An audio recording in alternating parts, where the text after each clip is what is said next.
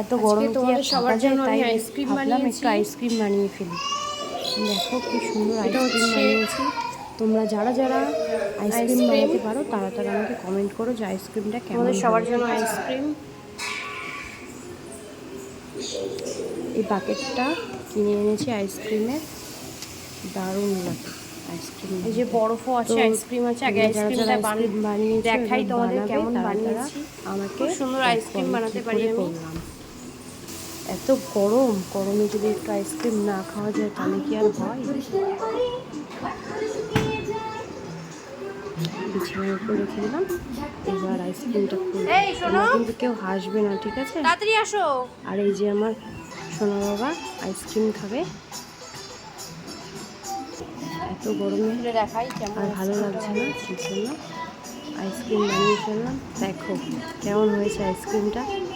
কেমন হয়েছে তোমরা বলবে দারুণ সবাই, না? ঠিক আছে? কেউ কিন্তু হাসবে না আইসক্রিম দেখে। খুবই সুন্দর, থ্যাংক ইউ।